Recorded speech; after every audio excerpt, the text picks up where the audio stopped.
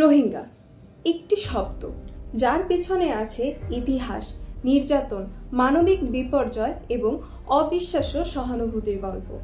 আজকের ভিডিওতে আমরা জানব রোহিঙ্গা সংকট কি, এর ইতিহাসই বা কি, এবং বাংলাদেশ কিভাবে এই সংকটে একটি মানবিক ভূমিকা পালন করছে। রোহিঙ্গারা প্রথমবারের মতো 1978 সালে বাংলাদেশে আশ্রয় নেয়, যখন মিয়ানমারের সেনাবাহিনী নাগামিন অপারেশন চালিয়ে রোহিঙ্গাদের ওপর নির্যাতন শুরু করে। এরপরে 1991 থেকে 92 এবং সর্বশেষ 2017 সালে সবচেয়ে বড় রোহিঙ্গার আগমন ঘটে। এবারে জানা যাক রোহিঙ্গা কারা।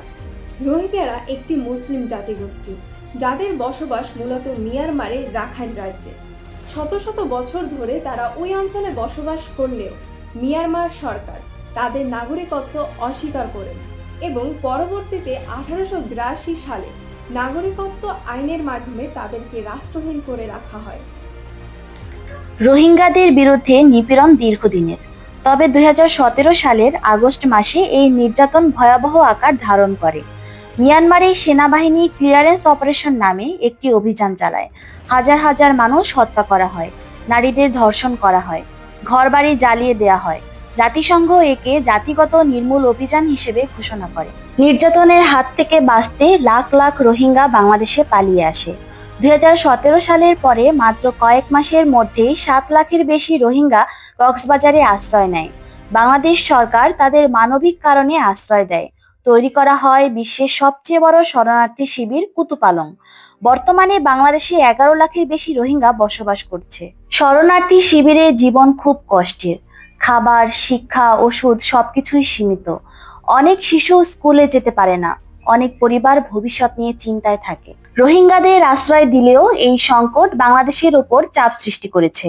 কক্সবাজারের পরিবেশের ওপর প্রভাব পড়েছে, বনাঞ্চল ধ্বংস হয়েছে, স্থানীয়দের জীবনে এসেছে অর্থনৈতিক ও সামাজিক চাপ, নিরাপত্তার ঝুঁকি এবং মানব পাচারেও একটি বড় চ্যালেঞ্জ হয়ে দাঁড়িয়েছে।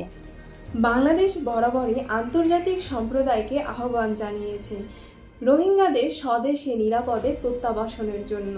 কিছু উদ্যোগ নেওয়া হলেও মিয়ানমারের রাজনৈতিক অস্থিরতা এবং অনিচ্ছার কারণে তা বাস্তবায়ন হয়ে ওঠেনি।